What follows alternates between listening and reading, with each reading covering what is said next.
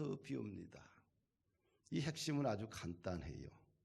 우리가 무익한 종이 될 것인가 아니면 충성된 종으로 남을 것인가 아주 선명한 말씀입니다.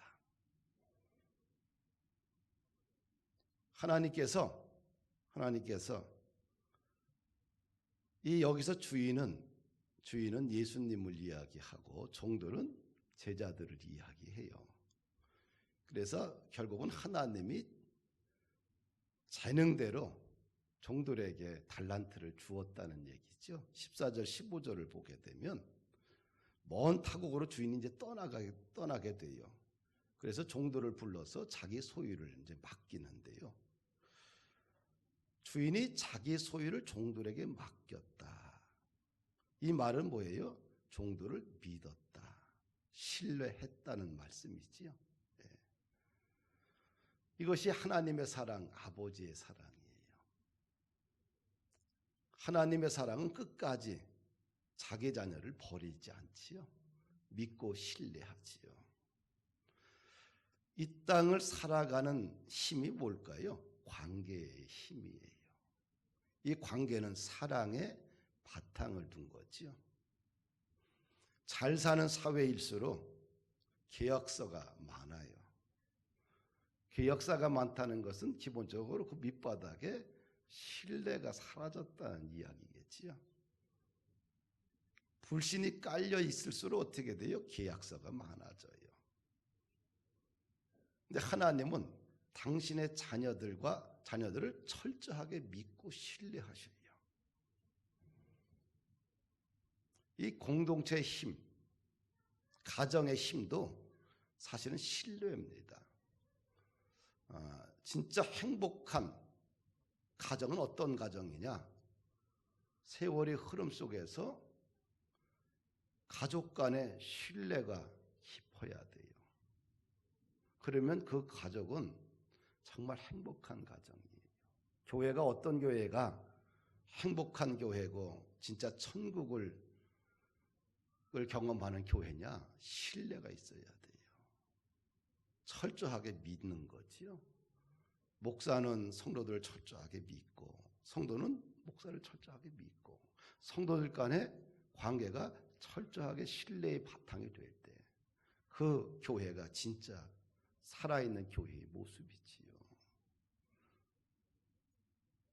근데 이 주인이 재능대로 종들에게 달란트를 줘요. 어떤 종에게는 5달란트, 어떤 종에게는 2달란트, 어떤 종에게는 1달란트를 줍니다.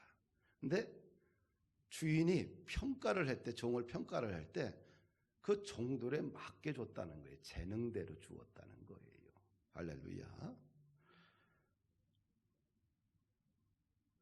이 땅에 하나님은 당신의 자녀들에게 재능대로 주셨어요. 나는 구리시, 이 토평동, 이 광야 같은 곳에 하나님이 나를 보내신 거예요. 내 재능이 여기에 딱 맞기 때문에. 할렐루야. 그러니까 재능대로 주신 거예요. 그래서 삶의 자리를 우리는 감사함으로 받아들여야 돼. 왜 하나님 나의 삶의 자리가 왜 이렇게 엉성합니까? 저 사람에게는 저렇게 큰 거를 주셨는데 왜 나에게는 이렇게 부족함을 주셨습니까? 그렇게 토기장이에게 진흙이 항변해서는 안 되는 거예요. 하나님, 부족한데 나에게 이런 재능을 주셨고 이런 삶의 자리를 주셔서 감사합니다. 분명히 하나님께서 나에게 이곳으로 보낸 것은 하나님이 분명히 뜻이 있을 것입니다. 내가 순종하겠습니다. 이것이 토기장이신 주님 앞에 진흙인 우리가 해야 될 말씀이죠. 왜 하나님 나를 이렇게 빚었어요? 항변하고 불평하고 불만을 퍼뜨리고 화를 내고 이것은 진흙의 역할은 아니에요. 할렐루야. 그리고 이 본문에서 또 하나 우리가 눈여겨봐야 될 것은 선택의 차이죠. 선택의 차이. 5달란트 받은 종과 2달란트 받은 종은 즉시 가서 장사를 했어요. 그래서 남겼어요. 5달란트와 2달란트를. 근데 1달란트 받은 종은 그 돈을 땅에 그냥 묻어버리고 맙니다. 선택의 차이가 무익한 종과 충성된 종의 갈림길이 된다는 거지요. 백세계, 백의 천사 하면 누가 떠올라요? 간호사, 나이팅게일. 그 나이팅게일은 30세에 주님도 30살에 자신의 생명을 들여 이 땅에 복음을 하나님 나라를 세웠는데 자신의 나이 30세에 주님의 목적에 순종하겠다고 결단을 내려요. 내가 당신의 부름에 결단하고 순종하겠습니다. 당신의 부르심에 따르겠습니다.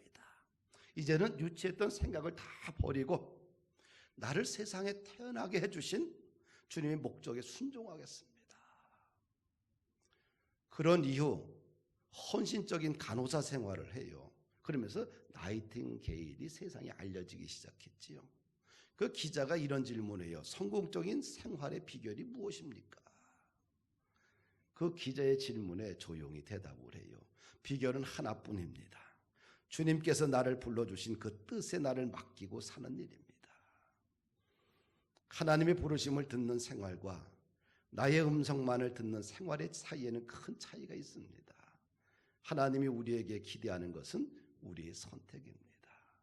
마음의 선택에서 한 발자국 전진하여 몸으로 하는 선택, 즉 나의 생애를 방향짓는 결단이 요구됩니다. 할렐루야. 나이팅게일은 그 당시에 수많은 간호사 중에 하나였어요. 그러나 예수님도 30살에 자신의 생명을 걸고 헌신의 길을 걸어갔던 것처럼 나도 주님의 부르심에 헌신하겠다. 이 선택을 통해서 그가 세상의 백의 천사로 알려지게 됐지요. 두 종들이 즉시 장사를 합니다. 근데 한 종은 땅에 파묻어요. 이 차이가 유익한 종과 무익한 종과 충성된 종의 차이점이지요. 예수님께서 갈릴리 해변에서 제자들을 선택을 할 때 베드로와 안드레가 해변에 있는 것을 보고 선택할 때 이렇게 이야기를 해요. 나를 따라오라. 내가 너희로 사람을 낚는 어부가 되게 하리라. 그랬더니 베드로와 안드레가 곧 그물을 버려두고 따르니라. 이것이 충성된 종의 출발점이지요. 곧 그물을 버려두고 따르니라. 조셉 스토웰이라는 무디 신학교 총장이 있어요. 조셉 스토웰. 이름 이 영어 발음이 참 어렵네. 근데 이분이 주님을 따르라는 책을 썼는데 그 책 속에 어떤 얘기가 있냐면 그물 없는 그리스도인이 되어야 한다. 그물 없는 그리스도인이 되어야 한다고 하면서 6가지 그물에 대해서 이야기를 해요. 그래서 이분이 이야기하는 그물이란 뭐냐? 그리스도를 따르는 데 대한 우리의 전격적인 헌신을 방해하거나 금지하는 모든 것. 헌신적인 그리스도인들은 그물을 버려야 된다는 거예요. 어떤 그물을 버려야 되느냐? 사람이라는 그물을 버려야 된다. 우리가 사랑하는 어떤 사람이 그리스도를 전격적으로 따르는 삶을 방해할 수 있다는 거죠. 그것이 우리의 자녀나 남편, 아내일 수도 있고요. 또 애인일 수도 있고요. 또 물건이란 그물을 버려야 된다고 그래요. 차나 집이나 옷이나 보석, 최신형 전자제품. 근데 이런 것이 나쁜 것이 아니라 그것이 하나님 나라에 대한 재정적인 신실함보다 더 중요해질 때 그것이 교만의 출처가 된다는 거죠. 물건이란 그물. 또 계획과 꿈이 그물이 될 수 있다는 거죠. 하나님 나라보다 자신의 계획과 꿈이 앞서가는, 그래서 하나님 나라가 세워질 수 못하게 되지요. 그런 그물들. 태도가 그물이 될 수도 있다고 그래요. 특별히 끔찍한 이 그물들, 교만은 아주 끔찍한 그물이라고 그래요. 자기 사랑으로 꽉 차 있는 사람은 예수님을 따르지 못한다고 합니다. 또 돈이라는 그물.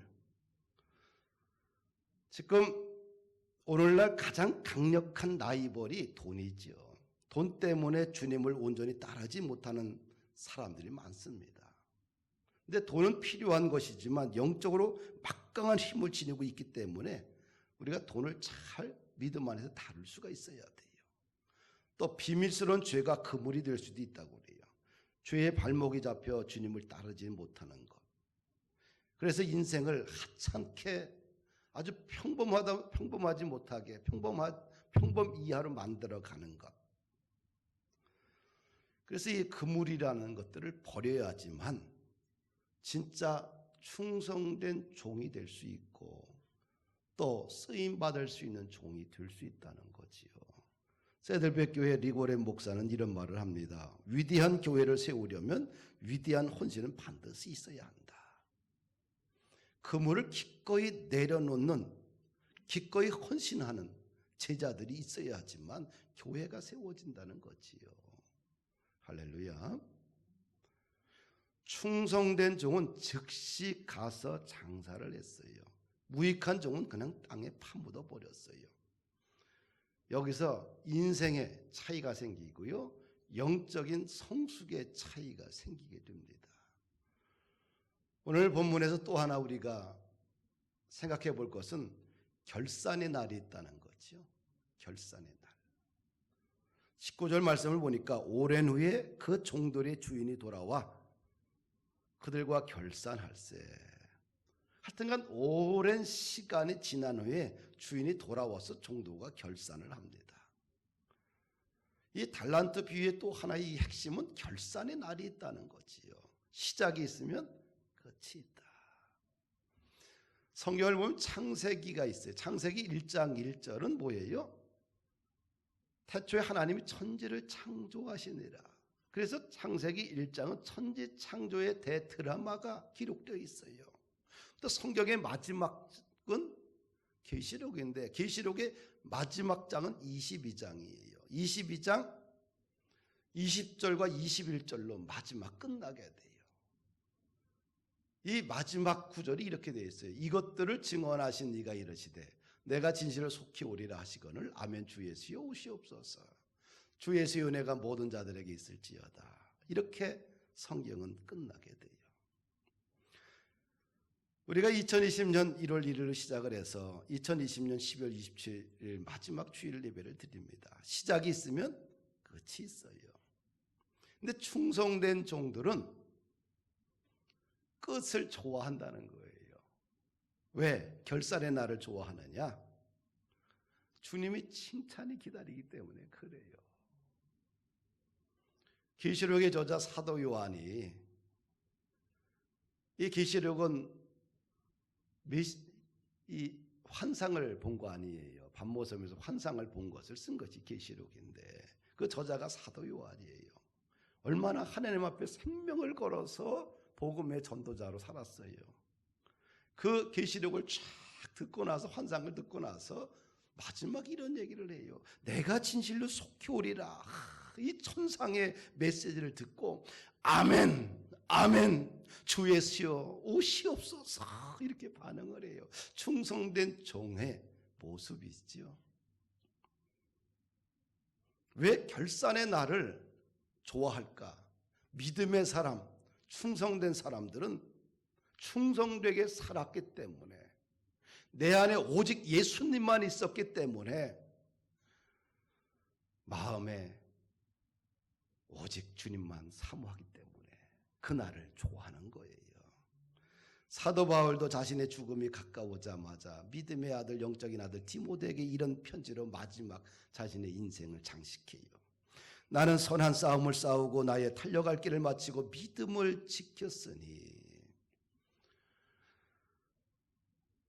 이제 후로는 나를 위하여 의의 면류관이 예비되었으므로 주 곧 의로우신 재판장이 그날에게 내게 주실 것이며 내게만 아니라 주의 나타나심을 사모하는 모든 자에게니라. 이 사도 바울은 하나님이 부르신 그날부터 자신의 생명이 다하는 시간까지 오직 예수 그리스도 하나를 위해서 불태웠어요. 그러니까 그의 죽음이 가까우자마자 기쁜 거야. 내 인생의 결산의 날이 다가오니까 행복한 거예요. 왜? 주님이 주시는 보상, 칭찬이 있기 때문에. 5달란트와 2달란트 받은 정도는 열심히 일해서 주님부터 칭찬을 받아요. 21절 23절 보니까 그 주인이 이르되 잘하였도다 착하고 충성된 종아, 내가 적은 일에 충성하였음에 내가 많은 것을 내게 맡기리니 내 주인의 즐거움에 참여할지어다. 그런데 1달란트 받은 종은 주인 앞에 내놓을 것이 없어요. 일한 것이 없어요. 받자마자 땅에 파묻어 버렸습니다. 그리고 주님 앞에 핑계만 내놓습니다. 24절 25절 말씀 봅니다. 같이 읽을까요? 1달란트 받았던 자는 와서 이르되 주인이여 당신은 굳은 사람이라 심지 않는 데서 거두고 해치지 않는 데서 모으는 줄을 내가 알았으므로 보소서 당신의 것을 가지셨나이다.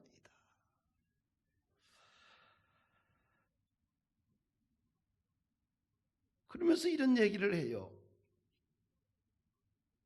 이 얘기가 우리가 보면 잘 이해가 안 되는데 표준 세번역으로 이 말씀을 보게 되면 이렇게 나와요. 1달란트 받은 사람이 주인에게 나와서 말을 한다. 당신은 굳은 사람이다. 냉혹한 사람이다. 엄격한 사람이다.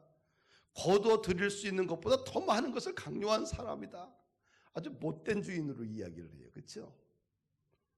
심지 않는 데서 거두고 뿌리지 않는 데서 모으는 주인으로 이야기를 해요.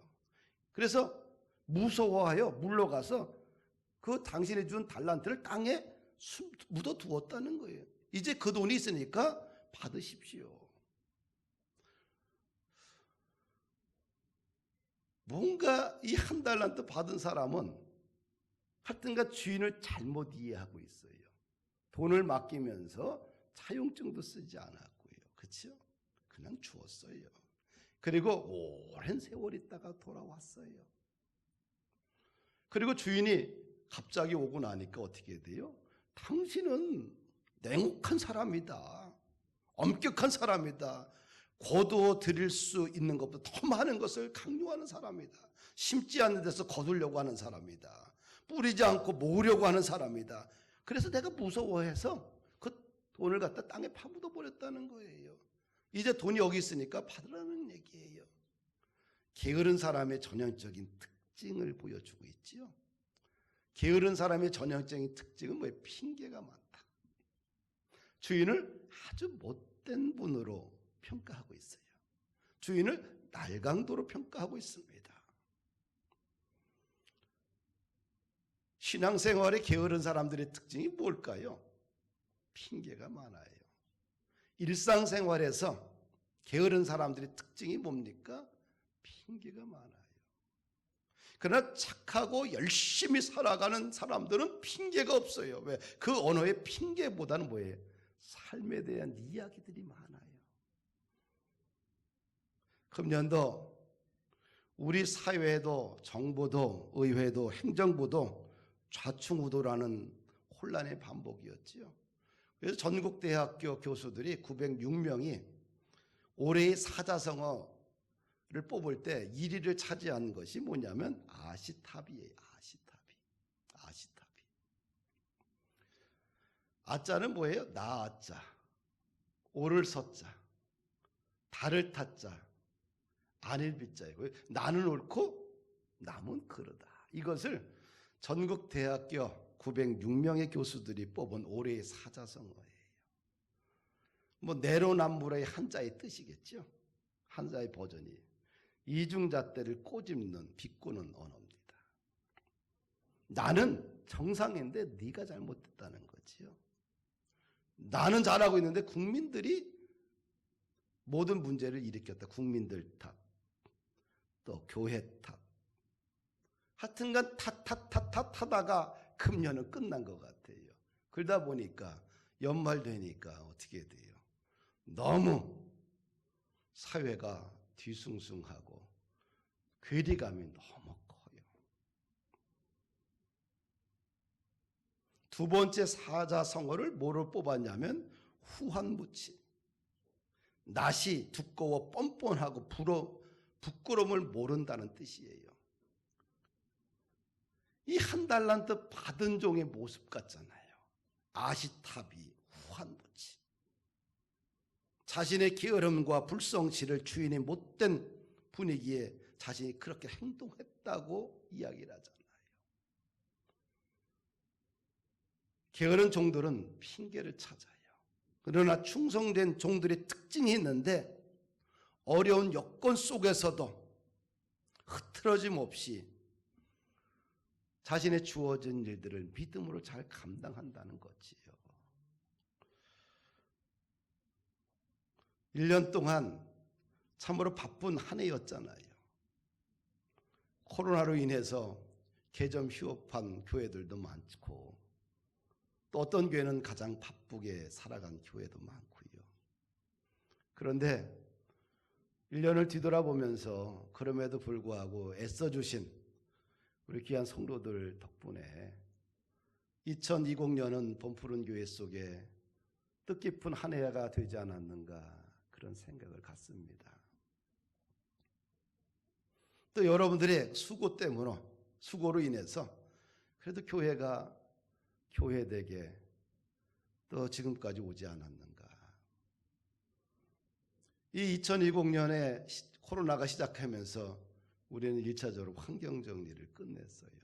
식당도 사방도 거의 한 3분의 1을 다 버렸습니다. 식당 정리를 먼저 했지요.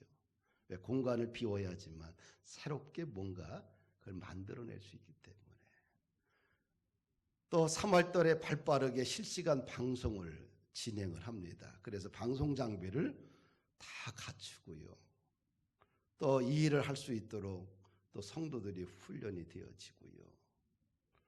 또 4월 달에 새가족 교육을 위해서 오븐 백신을 만들었지요. 벌써 9개월째 매주 하나씩 만들고 있어요. 내년이면 성경 강좌까지 양육 시스템이 다 이제는 제작이 완료가 되지요. 영상으로. 그러니까 이 금년 1년이 앞으로는 모든 새가족 양육 시스템이 영상으로 다 제작돼서 끝나게 되죠. 올해 4월부터 12월 31일까지 한 주도 안 빼놓고 매주 영상을 제작해요. 이것은 새가족 양육 시스템을 만들기 위해서 금년에 내년까지 하면 다 끝나요. 바쁘게 진행해 왔지요. 또 좋은 비전 교회와 범푸른 교회 한 교회, 두 교회의 체제를 갖고 있는 한몸 공동체를 또 만들었어요. 그 교회가 또 상가에서 또 일로 와서 회복될 수 있는 기회. 또 같이 또 그리스도 안에서 공교회의 모습을 갖출 수 있어서 얼마나 감사한지 모릅니다. 또 교회 리모델링을 앞에 다 끝냈지요.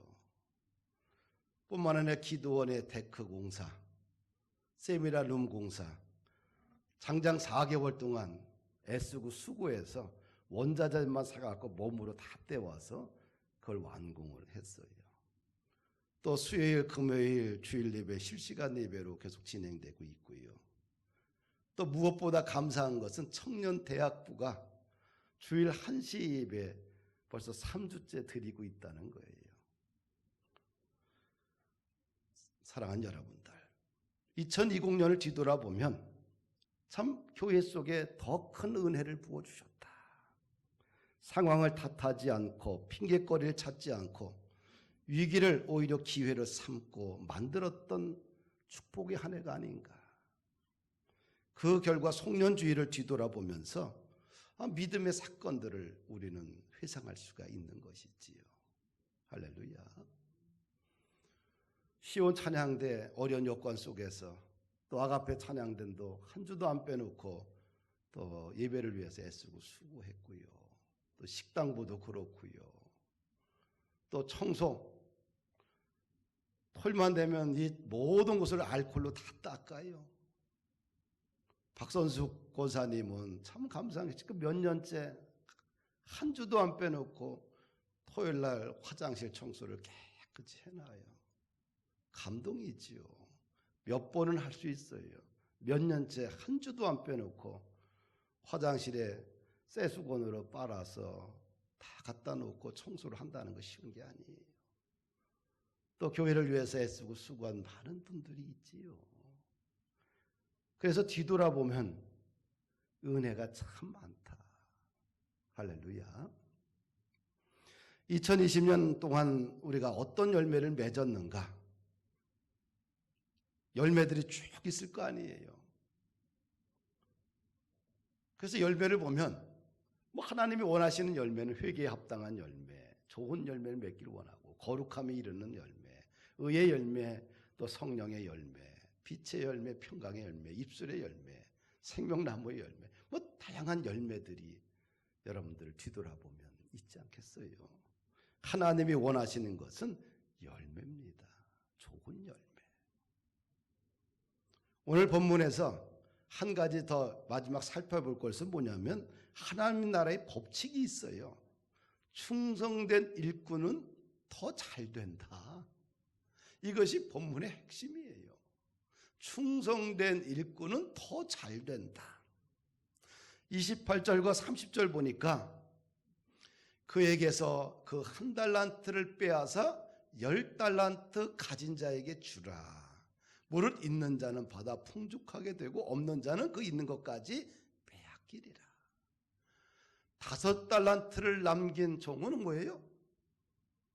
1달란트 더 가졌어요. 또 1달란트 받은 사람은 아무것도 안 남겼기 때문에 있는 것까지 빼앗겨버려요. 이것이 신앙의 법칙이에요. 영적인 법칙이에요. 믿음으로 은혜로 살게 되면 믿음과 은혜가 더 커져요. 날로 커져요. 그러나 믿음과 은혜를 빼버리게 되면 점점 쪼그라들고 쪼그라드는 거예요. 이것이 신앙의 신비예요. 오히려 어렵고 힘든 여건 속에서 믿음으로 반응하고 오직 말씀과 기도와 은혜를 사모하게 되면 그렇게 헌신의 인생을 살다 보면 자신의 삶이 점점 부유해지고 풍족해지고 점점 세상을 이길 수 있는 내적인 에너지가 점점 강해지는 거예요. 할렐루야. 신앙은 거리의 문제도 아니에요. 마음의 문제예요.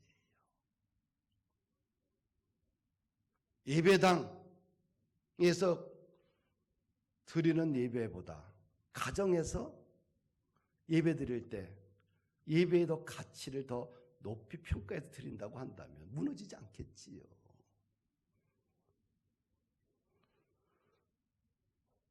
한 달란트 받은 종은 무익한 종이 되어서 빼앗기고 바깥 어두운 데로 던져지는 처참한 인생, 거기서 슬피 울며 이를 갉는 인생이 되어버려요. 근데 10달란트 받은 충성된 종은 더욱 풍족하게 삽니다. 그래서 믿음의 길을 걸어가야 돼요. 그러면 더 잘되는 교회, 더 잘되는 사업장, 더 잘되는 인생, 더 잘되는 민족이 됩니다. 그래서 의인은 믿음으로 말미암아 살리라. 그래서 믿음의 역사를 계속 만들어가는 것이 그것이 축복이에요. 우리가 코로나 바이러스를 앞에서 이 위기 앞에 어떻게 반응해야 될 것이냐,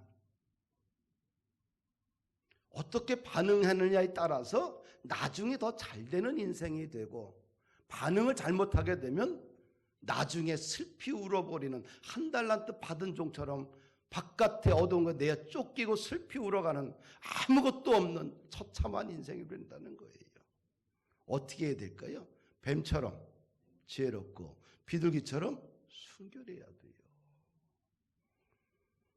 예수님께서 제자들을 12제자들을 갖다가 전도대원을 파송을 해요. 그러면서 이런 얘기를 하는 거예요. 내가 너희를 보내면 양을 이리 가운데 보낸가 같도다.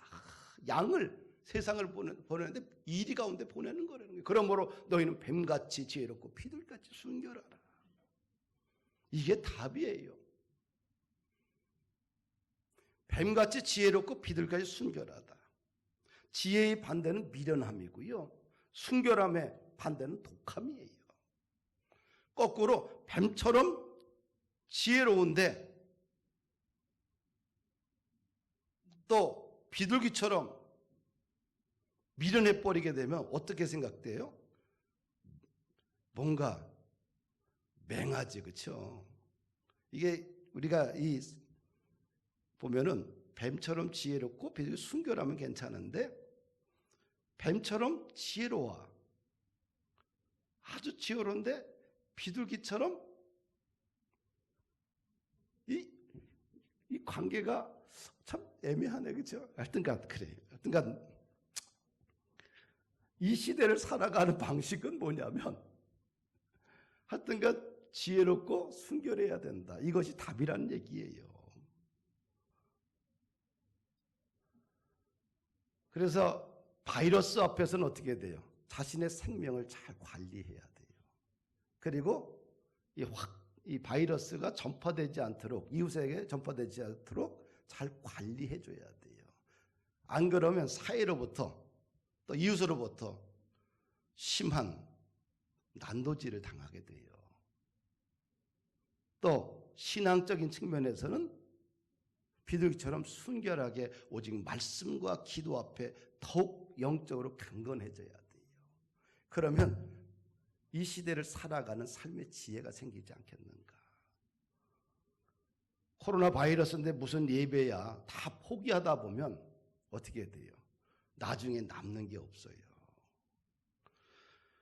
어린 양이 혼인잔치에 들어갈 신부의 모습은 이래야 돼요. 계시록 19장 7절에서 9절을 보게 되면 이 깨끗한 세마포 옷을 입어야 돼요.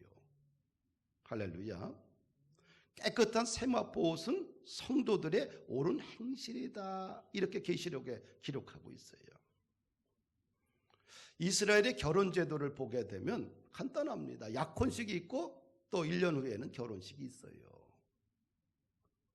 그래서 이 신부들은 약혼을 하게 되면 깨끗한 세마포옷을 갈아입고 1년 동안 오직 신랑에게 집중해서 자신의 몸과 마음과 가짐을 깨끗이 관리하는 거예요. 이것이 신부의 모습이에요. 그리고 결혼식에 들어가는 거예요. 우리는 약혼식만 했지요. 우리가 예수님을 믿어 구원받았잖아요. 이건 약혼식만 했어요. 그럼 결혼식은 언제 하느냐? 부활하신 예수님께서 승천하셨는데 그분이 재림하시게 되면 먼저 믿음으로 살던 주의 백성들이 땅속에서 부활하게 돼요. 그리고 승천하게 되고 또 믿음대로 살아있는 사람들이 또 휴거를 하게 되고 그래서 공중에서 혼인잔치가 일어나요. 결혼식. 그럼 아직 우리 결혼식 했어요? 안 했어요? 안 했어요. 그럼 우리 아직은 약혼식을 한 사람들이에요. 그래서 예수님이 신랑이고 우리 신부예요. 그럼 신부는 어떤 모습을 갖고 있어야 되느냐? 깨끗한 세마포 옷을 입어야 돼. 신부가 입을 드레스가 그냥 더러우면 안 되는 거예요. 근데 깨끗한 세마포 옷은 뭐냐? 성도들의 옳은 행실이에요.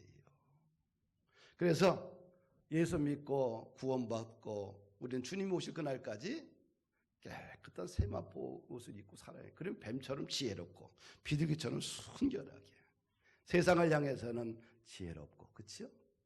어리석으면 안 돼요. 미련하면 안 돼요. 또 신앙 앞에서는 참 바보처럼 순수하게, 바보처럼 정말 진실하게 그렇게 살아야 돼요. 그러면 이 위기를 극복해서 우리 속에 하나님의 은혜와 영광이 회복되지 않겠느냐. 말씀을 마칩니다. 고난의 계절인데 이 고난의 계절이 여러분들의 인생의 퇴보가 아니라 성장이 되길 원합니다. 오히려 믿음으로 강건하게 일어나서 세상에 빛이 되는 교회, 또 스스로 영적으로도 강건하게 세워지는 성도의 모습. 그래서 충성된 종으로 하나님의 날에 기억함이 되고 더 좋은 인생들로 연결될 수 있는 그런 여러분들이 되기를 주의 이름으로 축복합니다.